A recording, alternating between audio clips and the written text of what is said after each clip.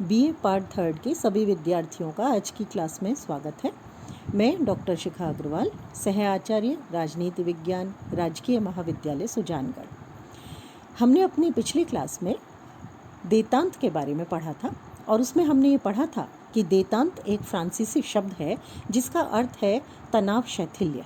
ये स्थिति द्वितीय विश्व युद्ध के बाद मौजूद शीत युद्ध की स्थिति के उपरांत आती है। शीत युद्ध में द्वितीय विश्व युद्ध के बाद दोनों महाशक्तियों संयुक्त राज्य अमेरिका और सोवियत संघ के बीच वाक युद्ध की स्थिति बनी हुई थी, जिसमें दोनों ने अपने अपने प्रभाव क्षेत्र को बनाने के लिए जहां एक और सैनिक अड्डे स्थापित किए, वहीं बहुत सारी सैनिक संधियां भी की। इसके साथ साथ इन दोनों देशों ने तृतीय विश्व के देश, जिसमें एशिया, अफ्रीका और लैटिन अमेरिका के देश आते हैं, उनको अपने प्रभाव क्षेत्र में लाने के लिए सैनिक, आर्थिक, शैक्षणिक, सांस्कृतिक सहायताएं देना शुरू किया ताकि दोनों अपने प्रभाव क्षेत्र को इन सारे क्षेत्रों में बढ़ा सकें। तो ये शीत युद्ध में हम लोगों ने पढ़ा था और उसके बाद देतांत हम लोगों ने पढ़ा अपने पहले पार्ट में, यानी कल की क्लास में, और उसमें हमने तनाव शैथिल्य के बारे में पढ़ा था। तनाव शैथिल्य क्यों शुरू होता है इसके बारे में हम कल की क्लास में पढ़ चुके हैं। यानी देतांत का कारण ये रहा कि सेकेंड वर्ल्ड वॉर में जहां अमेरिका के पास परमाणु शक्ति थी और सोवियत संघ के पास नहीं थी, लेकिन 1954 में सोवियत संघ ने भी अपनी परमाणु शक्ति का प्रदर्शन किया और इस तरह से दोनों शक्ति संतुलन की स्थिति में आने लगी। इसके अतिरिक्त स्टालिन के बाद सोवियत रूस की जो स्थिति थी वो बदल गई और क्रुश्चेव के आने के बाद शांतिपूर्ण सहअस्तित्व की नीति पर जोर दिया जाने लगा। इससे भी काफ़ी हद तक तनाव शैथिल्य की स्थिति बनने लगी। इसके साथ साथ हमने देखा कि आर्थिक सहायता निरर्थक हो रही थी, जन कल्याणकारी कार्यों में ज़्यादा आवश्यकता थी। विभिन्न महाशक्तियों को भी और तीसरी दुनिया के जो देश थे, एशिया अफ्रीका के देश थे, संयुक्त राष्ट्र संघ में उनकी शक्ति बढ़ती जा रही थी। वीटो, जिसका प्रयोग या हम कहें दुरुपयोग बार बार हो रहा था, जिसको हम लोग यूएनओ की क्लास में अपनी पढ़ चुके हैं, तो वहाँ भी सिनेरियो बदलने लगा था। इसके साथ साथ सैनिक गुटबाजी की निरर्थकता भी बढ़ रही थी काफ़ी हद तक, और जो सोवियत संघ था उसकी स्थिति आर्थिक रूप से कमज़ोर हो रही थी। उसके पास अन्न की कमी थी और उसे उस क्षेत्र में सहायता की आवश्यकता थी। चीन और सोवियत संघ जो प्रारंभिक काल में एक सी विचारधारा यानी साम्यवादी विचारधारा के होने के कारण काफ़ी हद तक मित्रतापूर्ण संबंधों में चल रहे थे, उनमें भी वैमनस्य उत्पन्न होने लगा और इस कारण भी कुछ हद तक देतांत की स्थिति सामने आने लगी। इसके साथ साथ अब जो महाशक्तियों का नेतृत्व था जिन लोगों के हाथ में, जिसमें अमेरिका के हाथ में अमेरिका की जो शक्तियां थी वो थी कैनेडी के हाथ में, निक्सन के हाथ में, फोर्ड के हाथ में, कार्टर के हाथ में, और दूसरी ओर सोवियत संघ के जो शासनाध्यक्ष थे बुल्गानिन, क्रुश्चेव, ब्रेजनेव, तो ये जो नेता थे ये कट्टरपंथी नहीं थे और इन लोगों ने काफ़ी हद तक शीत युद्ध की उन स्थितियों को बदलते हुए देतांत की स्थिति को लाने का प्रयास किया। तो इस तरह से काफ़ी हद तक ये जो देतांत की प्रक्रिया थी इसके बारे में हम लोग पिछली क्लास में पढ़ चुके हैं। इसके साथ साथ गुटनिरपेक्ष देशों का जो सम्मेलन था वो भी अब धीरे धीरे शक्तिशाली हो रहा था और वो दोनों महाशक्तियों से अलग रहते हुए इनकी शक्ति को बहुत ज़्यादा महत्व नहीं दे रहा था। आज की क्लास में हम देतांत प्रक्रिया के विकास के विभिन्न चरणों के बारे में पढ़ेंगे। सबसे पहला चरण जो है इसका प्रथम चरण, ये 1953 से 1955 तक रहा। इस काल में दोनों महाशक्तियों के बीच अनेक क्षेत्रों में प्रतियोगिता का वातावरण, प्रतिस्पर्धा का वातावरण बना रहा, लेकिन 1953 के शुरुआत में कुछ ऐसे संकेत दिए जिन्होंने महाशक्तियों के बीच आंशिक सहयोग के रूप में हमें कुछ संकेत दिखाई देने लगे। इसमें सबसे पहला था 1953 में कोरिया युद्ध की समाप्ति की घोषणा। दूसरा था 1955 में ऑस्ट्रिया के साथ शांति संधि संपन्न हुई और तीसरा था 1955 में पैकेज डील समझौता किया गया। इस समझौते के परिणाम स्वरूप 16 राष्ट्र, जिसमें 4 पश्चिमी राज्यों के समर्थक राष्ट्र थे, 4 सोवियत संघ के समर्थक राष्ट्र थे, 8 गुटनिरपेक्ष राष्ट्र थे, इनको एक साथ संयुक्त राष्ट्र संघ में सदस्यता दी गई। तो अपने आप में ये बहुत महत्वपूर्ण बात थी। जहाँ लगातार यूएनओ में वीटो शक्ति का प्रयोग हो रहा था, वहीं पर अलग अलग राष्ट्रों को, जिसमें दोनों तरफ के यानी पश्चिमी राज्यों के समर्थक भी थे और सोवियत संघ के समर्थक भी थे और गुटनिरपेक्ष राष्ट्र भी थे, उनको सदस्यता दी गई। इसी दौरान स्टालिन की मृत्यु हुई और गुटनिरपेक्ष देशों के रचनात्मक कार्यक्रमों जैसे 1955 का बांडुंग सम्मेलन और अप्रैल 1954 का पंचशील सम्मेलन समझौता हुआ और इन्होंने देतांत को काफ़ी हद तक बढ़ावा दिया। दूसरा जो इसका चरण है वो है 1956 से 1965 तक का काल। ये जो काल है, इस काल में अमेरिका और सोवियत संघ में तनावपूर्ण संबंध हालांकि बने। उसके दो कारण रहे। एक तो ये कारण रहा कि जहां 1 मई 1960 को U-2 विमान कांड हो गया। हालांकि एक सम्मेलन होने वाला था और उस सम्मेलन में दोनों महाशक्तियां मिलने वाली थी, लेकिन उससे पूर्व ही U-2 विमान कांड हो गया और इस तरह से सम्मेलन विफल हो गया। तो शांति की आशा एक बार लगा कि फिर से तनावपूर्ण संबंधों में बदलने वाली है।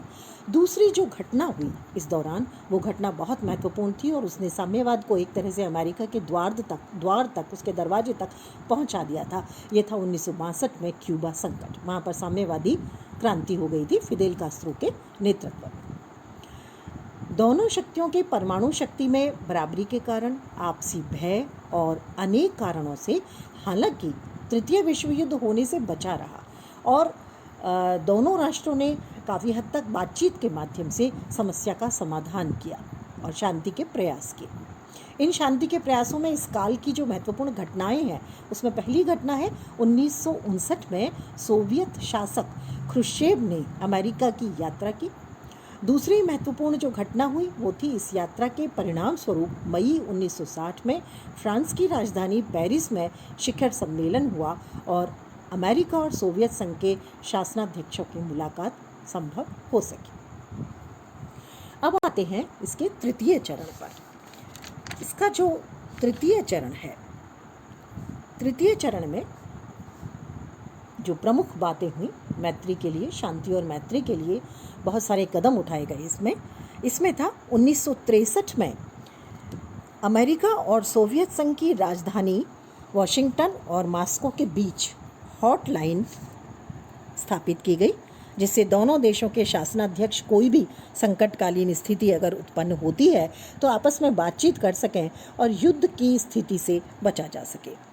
दूसरी जो महत्वपूर्ण बात हुई वो थी 1963 में दोनों महाशक्तियों के बीच निशस्त्रीकरण यानी जो घातक हथियार थे उनके उत्पादन को कम करने के लिए एक आंशिक परमाणु परीक्षण रोक संधि की गई। तीसरी जो बात हुई वो थी 1968 में एक बार फिर से निशस्त्रीकरण प्रयास के रूप में दोनों देशों के बीच परमाणु प्रसार रोक संधि हुई। तो इस तरह से ये 3 प्रयास इसमें बहुत महत्वपूर्ण थे, जिसमें से 2 प्रयास थे परमाणु शक्ति पर रोक लगाने के लिए और एक प्रयास था बातचीत का मार्ग खुला रखने के लिए। तो ये तीसरा चरण बहुत महत्वपूर्ण था। अब आते हैं इसके चौथे चरण पर। इसके विकास का जो चौथा चरण है, जिससे शीत युद्ध कम हुआ और विश्व में युद्ध की संभावनाएं कम हुई, वो चौथा चरण है 1970 से 1979 का। ये जो चरण था इसमें बहुत सारी महत्वपूर्ण घटनाएं हुई। इन घटनाओं में सबसे पहली बात जो हुई वो थी मॉस्को बोन समझौता 1970। मॉस्को बोन समझौता जो था, इसमें सोवियत संघ और पश्चिमी जर्मनी एक दूसरे के विरुद्ध शक्ति का इस्तेमाल नहीं करेंगे। एक तो ये बात हुई इस संधि या समझौते पर हस्ताक्षर करते समय। दूसरी बात जो इसमें आई वो थी पूर्वी और पश्चिमी जर्मनी की सीमाओं सहित यूरोप में जो मौजूदा राष्ट्रीय सीमाएं हैं उन्हें दोनों राष्ट्र स्वीकार करेंगे।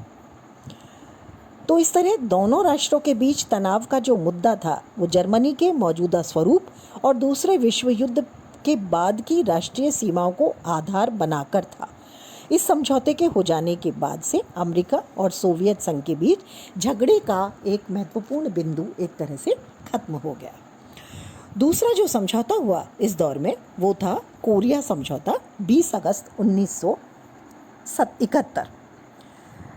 शीत युद्ध के दौरान अगर हम देखें तो जो कोरिया की भूमि थी वहाँ पर अमेरिका और सोवियत संघ के बीच बहुत ज़्यादा प्रतिद्वंदिता बनी हुई थी।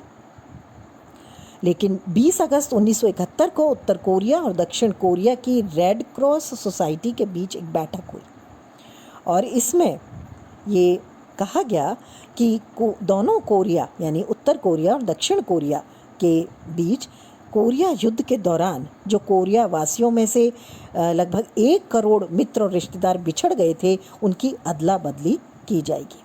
इसके लिए 4 जुलाई 1972 को दोनों कोरियाई राज्यों के बीच में समझौता हुआ और ये कहा गया कि एक दूसरे को कमज़ोर करने का कोई प्रयास नहीं किया जाएगा।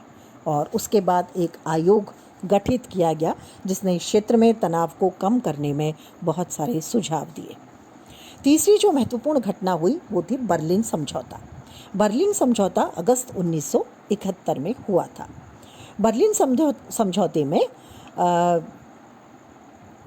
अमेरिका, ब्रिटेन, फ्रांस और सोवियत संघ के बीच पश्चिमी बर्लिन के बारे में ये समझौता किया गया था और इसमें ये तय किया गया था कि अब पश्चिम बर्लिन के जो लोग हैं वो पूर्वी बर्लिन में जा सकेंगे। 3 सितंबर 1971 के समझौते में 4 बातें तय हुई। पहली बात थी कि बर्लिन तक और बर्लिन से असैनिक आयात। दूसरी बात थी संघीय जर्मनी के साथ पश्चिम बर्लिन के संबंध। तीसरी बात थी बर्लिन के पश्चिमी क्षेत्र और पूर्वी क्षेत्र तथा पूर्वी जर्मनी के साथ संचार संबंध स्थापित किए जाएंगे। और चौथी बात थी बर्लिन का विदेशों में प्रतिनिधित्व किया जाएगा। इस चौथे चरण की चौथी महत्वपूर्ण बात थी अनेक द्विपक्षीय समझौते किए गए। ये 1971 में किए गए थे अमेरिका और सोवियत संघ के बीच में, जिनके माध्यम से देतांत की प्रक्रिया काफ़ी तीव्र हुई थी। सबसे पहला समझौता था फरवरी 1971 में। दोनों ने समुद्री सतह से व्यापक विनाश के अस्त्रों को छोड़ना निषिद्ध कर दिया। दूसरा था मई 1971 में उन्होंने उस ढांचे पर सहमति प्रकट की जिसने सॉल्ट वार्ताओं को फिर से प्रारंभ किया था। और तीसरा जो समझौता था, तीसरी जो महत्वपूर्ण बात थी वो थी तीसरा जो समझौता था सितंबर 1971 में हुआ था और इसमें 3 महत्वपूर्ण समझौते साथ साथ किए गए थे। पहला था जीवाणु और विषैले अस्त्रों के उत्पादन और स्वामित्व संबंधी समझौता।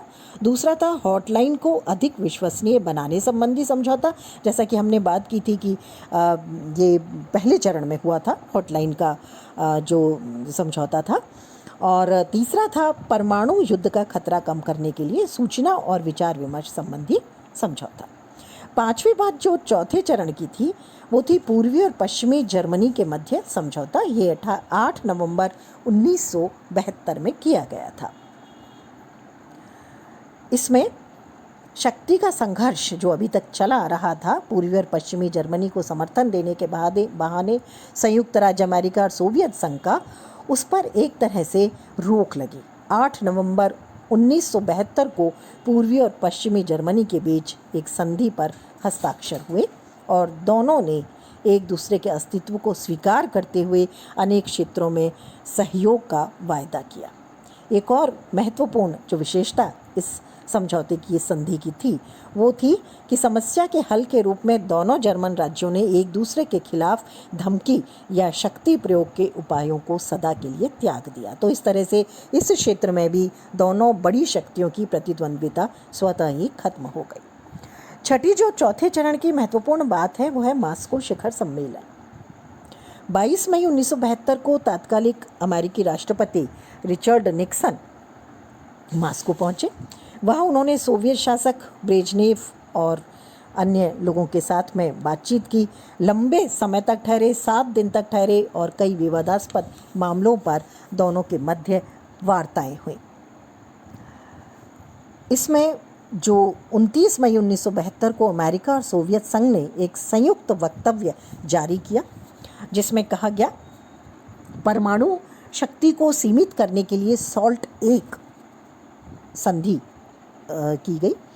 इसमें प्रक्षेपास्त्र विरोधी शस्त्रों को सीमित करने संबंधी संधि थी और दूसरी थी सामरिक आक्रामक शस्त्रों के परिसीमन संबंधी कुछ उपायों पर आंतरिक समझौता। इस तरह से ये पहला जो समझौता था वो समझौता अनिश्चित काल के लिए था, और दूसरा जो समझौता था जिसमें सामरिक आक्रामक अस्त्रों के परिसीमन संबंधी उपाय थे, ये 5 साल के लिए किया गया था। इस तरह से कुछ बातों को इसमें स्वीकार किया गया, और ये थी कि जैसे 1 जुलाई 1972 के बाद नए अंतर महाद्वीपीय प्रक्षेपास्त्रों का निर्माण नहीं किया जाएगा। एक तरह से हम ये माने कि परमाणु शक्ति को सीमित किया जा रहा था। कोई भी पक्ष हल्के या पुराने किस्म के भू प्रक्षेपास्त्र स्थलों का सुधार कर उन्हें भारी अंतर महाद्वीपीय प्रक्षेपास्त्रों के प्रयोग के योग्य नहीं बनाएगा, यानी सैनिक अड्डे भी दोबारा नहीं बनाए जाएंगे। दोनों पक्ष पनडुब्बियों के प्रक्षेपास्त्र और प्रक्षेपक और प्रक्षेपास्त्र युक्त आधुनिक पनडुब्बियां नहीं बनाएंगे। अंतरिक्ष संधि की व्यवस्थाओं को ध्यान में रखते हुए दोनों देशों ने आक्रामक प्रक्षेपास्त्र और प्रक्षेपकों का आधुनिकीकरण करने या वैकल्पिक अस्त्र बनाने का अधिकार अपने पास रखा। संधि के परिचालन की जांच के लिए हर राष्ट्र केवल अंतर्राष्ट्रीय कानून के मान्य सिद्धांतों के अनुसार ही विधियां बनाएगा। तो इस तरह से ये भी एक महत्वपूर्ण बात थी। दूसरी जो बात इसमें थी वो थी व्यापारिक और आर्थिक संबंध। अमेरिका और सोवियत संघ ने व्यापारिक और आर्थिक संबंध बनाने के लिए एक संयुक्त व्यापारिक आयोग बनाने का निश्चय किया। इसके अतिरिक्त समुद्री मामलों पर समझौता किया गया। विज्ञान और प्रौद्योगिकी के क्षेत्र में सहयोग की बात की गई। अंतरिक्ष में जो दुर्घटनाएं हो रही थी उनको रोकने के लिए शांतिपूर्ण अनुसंधान के लिए समझौता किया। कुछ हद तक हम ये कहें कि जैसे कैंसर है, हृदय रोग है, पर्यावरण और स्वास्थ्य संबंधी अनुसंधान में भी दोनों ने मिलकर के कार्य करने की बात कही। अब आते हैं 7वें बिंदु पर, जो कि चौथे चरण की विशेषताओं में आती है। यह है 1972 में कुछ द्विपक्षीय समझौते किए गए। इन द्विपक्षीय समझौतों में अगस्त 1972 में सोवियत संघ ने अमेरिका से एक बड़ी मात्रा में गेहूं खरीदने के लिए, अनाज खरीदने के लिए समझौता किया। 18 अक्टूबर 1972 को दोनों देशों में एक व्यापार संधि हुई, जिसके तहत सोवियत संघ ने वायदा किया कि द्वितीय विश्व युद्ध के समय अमेरिका से जो उधार पट्टा ऋण लिया था वो उस धनराशि को चुका देगा। इसके अतिरिक्त एक और संधि हुई जिसमें ये तय हुआ कि अगले 3 वर्षों में दोनों का व्यापार 3 गुना मिलाकर के बढ़ा दिया जाएगा।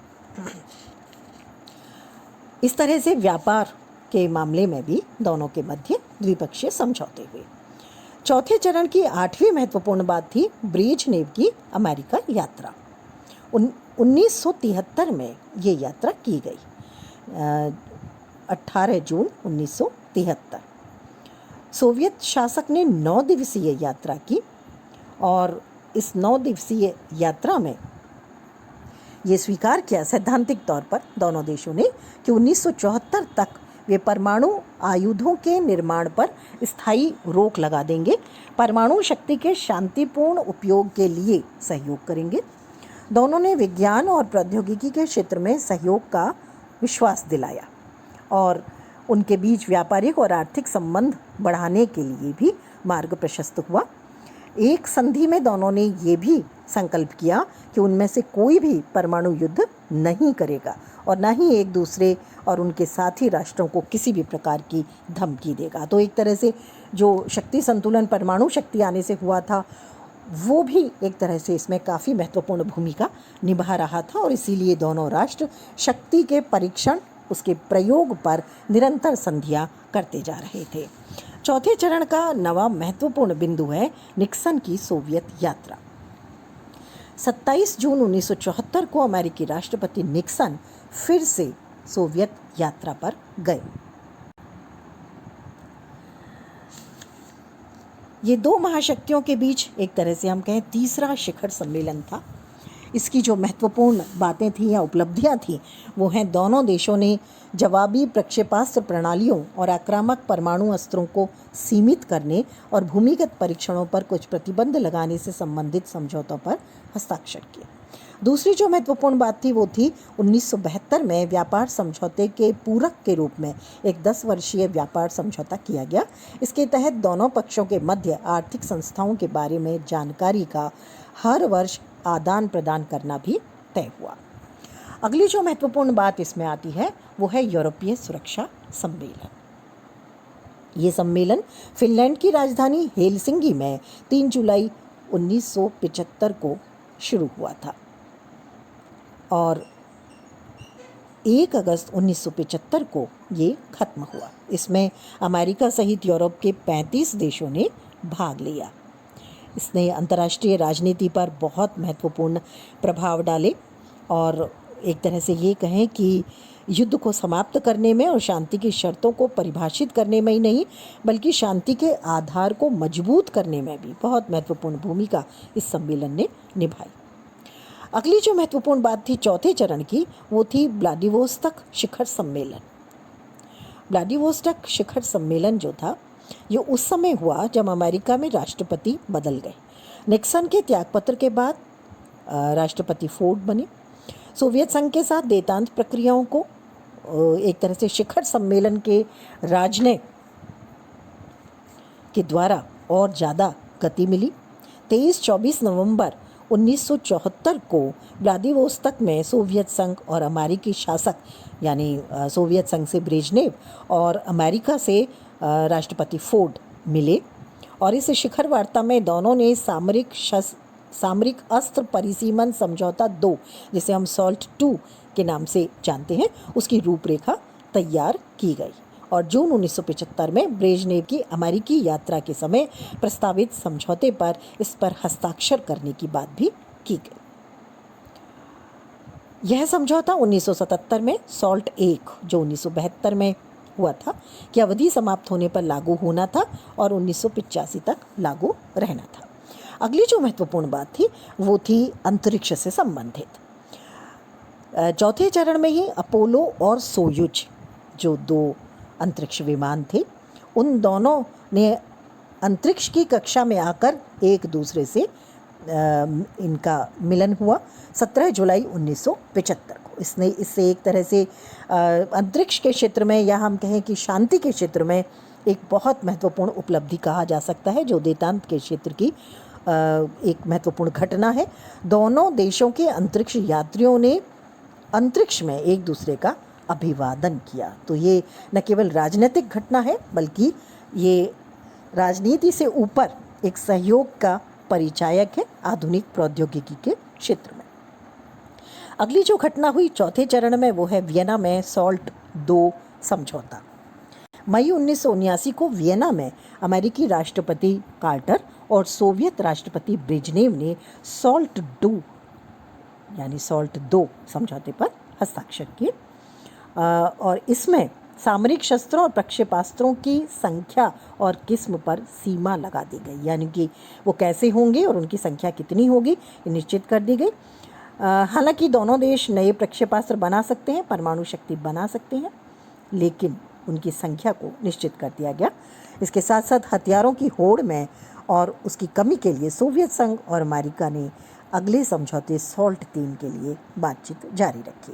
तो इस तरह से जो चौथा चरण था देतांत का ये काफ़ी इम्पोर्टेंट था और इसने दोनों महाशक्तियों के बीच काफ़ी सामरिक, आर्थिक और प्रौद्योगिकी संबंधी महत्वपूर्ण सहयोग को प्रकट किया। ये जो देतांत की घटना हुई, अब देखते हैं इसका प्रभाव क्या रहा, यानी जो लंबे समय तक शीत युद्ध चला और शीत युद्ध के बाद जो देतांत आया इसका क्या प्रभाव रहा। इसको हम 2 रूपों में देखेंगे, एक है लाभकारी प्रभाव और एक है हानिकारी प्रभाव। तो सबसे पहले हम देखेंगे इसका लाभकारी प्रभाव। पहला प्रभाव है अंतर्राष्ट्रीय तनाव में कमी आई। जैसा कि हम लगातार पढ़ रहे हैं कि इससे जहां सहयोग की भावना बढ़ी तो निश्चित रूप से कोरिया, वियतनाम और जर्मनी जैसे जो तनाव के क्षेत्र थे उन क्षेत्रों में सहयोग बढ़ा और अंतर्राष्ट्रीय तनाव में काफ़ी हद तक कमी आई। दूसरा है तीसरे महायुद्ध के खतरे से मुक्ति मिली। ये एक बहुत महत्वपूर्ण स्थिति थी जब परमाणु शक्ति का प्रयोग हुआ और उसके बाद में जब सोवियत संघ ने भी परमाणु शक्ति अपनी विकसित कर ली और लगातार दोनों अपने खेमों की शक्ति को बढ़ा रहे थे तो उस समय तृतीय विश्व युद्ध का खतरा बन गया था। तो ऐसी स्थिति में देतांत ने उस शीत युद्ध के बाद की स्थिति में तृतीय विश्व युद्ध के खतरे से मुक्ति दिलाई। तीसरी जो महत्वपूर्ण बात हुई वो थी शांतिपूर्ण सहअस्तित्व के सिद्धांत की। खास करके सोवियत संघ ने जब इसकी परिभाषा की, देतांत की, तो उसने इसे शांतिपूर्ण सहअस्तित्व के रूप में ही कहा और विभिन्न संधियों ने इस बात को सिद्ध भी किया। चौथी जो महत्वपूर्ण बात हुई या फ़ायदा हुआ इसका, वो था निशस्त्रीकरण का मार्ग प्रशस्त करना। देतांत के दौरान विभिन्न संधियां हुई। 1963 की आंशिक परमाणु परीक्षण रोक संधि, 1968 की परमाणु अस्त्र प्रसार रोक संधि, 1972 की सॉल्ट 1 और 1979 की सॉल्ट 2। तो इस तरह से ये संधियां जो हुई ये निशस्त्रीकरण के क्षेत्र में महत्वपूर्ण उदाहरण है। अगला आता है शस्त्रीकरण की बजाय जन कल्याणकारी कार्यों पर ध्यान देना शुरू हुआ, क्योंकि दोनों राष्ट्रों ने शीत युद्ध के दौरान सैनिक अड्डे बनाने और सैनिक शक्ति को विकसित करने के लिए और अपने खेमे के राष्ट्रों को मजबूत करने के लिए शस्त्रीकरण पर बहुत धन व्यय किया था, जिससे इनकी आर्थिक स्थिति कमज़ोर हो रही थी और देश की जन कल्याणकारी योजनाओं पर कार्य नहीं हो रहा था। लेकिन देतांत के दौरान जब शस्त्रीकरण पर रोक लगने लगी तो इन देशों में जन कल्याणकारी कार्यों पर ध्यान दिया जाने लगा, जिसमें शिक्षा था, स्वास्थ्य था, पर्यावरण था आदि इन कार्यों पर ध्यान दिया जाने लगा। अगला आता है महाशक्तियों के बीच वैज्ञानिक, प्रौद्योगिकी, आर्थिक और व्यापारिक सहयोग का मार्ग प्रशस्त हुआ। जैसा कि अभी हमने पढ़ा था कि दोनों राष्ट्रों के मध्य बहुत सी संधियां हुई। 1970 के बाद सहयोग और समझौते हुए जो कि वैज्ञानिक क्षेत्र में भी थे, आर्थिक और व्यापारिक क्षेत्र में भी थे। 1972 की मास्को शिखर वार्ता में विभिन्न क्षेत्रों में सहयोग की घोषणाएं हुई। 1972 में ही सोवियत संघ ने अमेरिका से गेहूं खरीदा। 1974 में निक्सन की मास्को यात्रा हुई। तो इस तरह से बहुत सी ऐसी योजनाएं आई। हेलसिंकी घोषणा के तहत विभिन्न क्षेत्रों में सहयोग की घोषणाएं हुई और एक और जो महत्वपूर्ण घटना थी वो थी 1975 में अपोलो सोयूज का अंतरिक्ष में मिलन, जो प्रौद्योगिकी के क्षेत्र में एक बहुत बड़ा उदाहरण है। अगला जो लाभ हुआ इसका वो था संयुक्त राष्ट्र संघ का प्रभावशाली ढंग से कार्य करना। ये बहुत महत्वपूर्ण बात थी, क्योंकि शीत युद्ध के दौरान संयुक्त राष्ट्र संघ में बार बार वीटो के प्रयोग से उसकी भूमिका नगण्य हो चली थी, खास करके सुरक्षा परिषद की। लेकिन जब देतांत की स्थिति आई तो उसके बाद संयुक्त राष्ट्र संघ में वीटो का प्रयोग कम हुआ और धीरे धीरे विभिन्न राष्ट्रों को इसमें बिना भेदभाव के सदस्यता मिलने लगी और इस तरह से संयुक्त राष्ट्र संघ में तृतीय विश्व के राष्ट्र भी प्रभावशाली ढंग से अपनी भूमिका निभाने लगे। अगली जो महत्वपूर्ण बात थी वो थी इस दौरान गुटनिरपेक्ष देशों का महत्व बहुत ज़्यादा बढ़ा था, क्योंकि शीत युद्ध के दौरान ये वो राष्ट्र थे जो दोनों गुटों में शामिल नहीं थे और जो सच था उसको कहने की शक्ति रखते थे। तो तीसरी दुनिया के जो राष्ट्र थे, नव स्वतंत्र राष्ट्र थे, उनकी एकता बढ़ी इस दौरान और वो एक आवाज़ की तरह विश्व में उभर करके सामने आए। इसके साथ साथ मानवाधिकार आंदोलन शुरू हुआ। सोवियत संघ ने लौह आवरण की जो नीति थी उसमें ढील दी, मानवाधिकार से संबंधित आंदोलन शुरू हुए और दोनों महाशक्तियों ने हेलसिंकी में जो सम्मेलन हुआ था उसमें तीसरी डलिया के तहत अनेक घोषणाएं की। तो ये थे इसके कुछ अच्छे प्रभाव, लाभकारी प्रभाव। अब देखते हैं इसके हानिकारक प्रभाव। तो सबसे पहला हानिकारक प्रभाव है इसका कि सोवियत संघ ने साम्यवादी विचारधारा के आधार पर और अमेरिका ने पूंजीवादी विचारधारा के आधार पर प्रभाव क्षेत्रों का विभाजन कर दिया। दूसरा था विश्व शांति और सुरक्षा की स्थापना में तीसरी दुनिया की भागीदारी की उपेक्षा की गई और दोनों राष्ट्र मिलकर के ही संधि और समझौते करते रहे।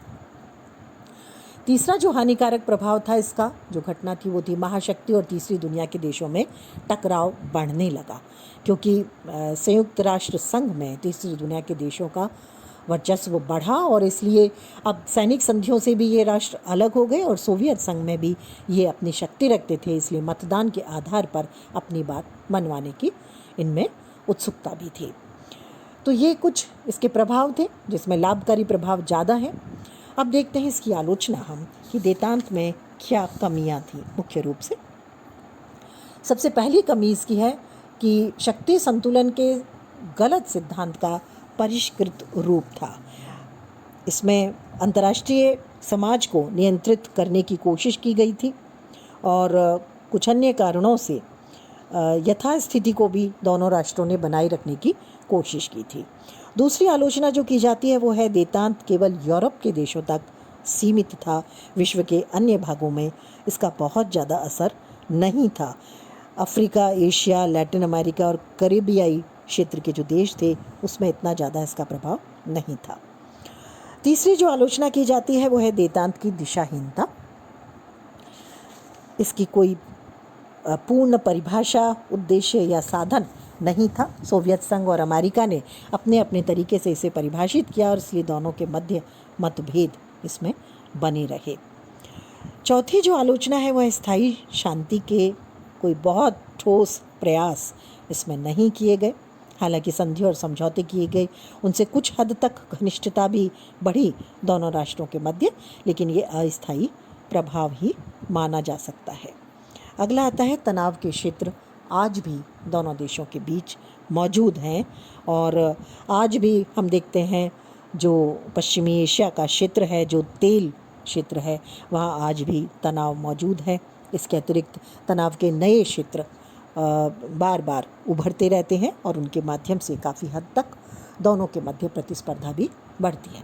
लेकिन इसके बावजूद भी ये कहना प्रासंगिक है कि शीत युद्ध के बाद एक तरह से विश्व में जो भय का वातावरण बन गया था और तृतीय विश्व के राष्ट्रों को अपने खेमे में लाने की जो होड़ लगी थी, उसे वेदांत ने काफ़ी हद तक खत्म करने में सफलता पाई थी।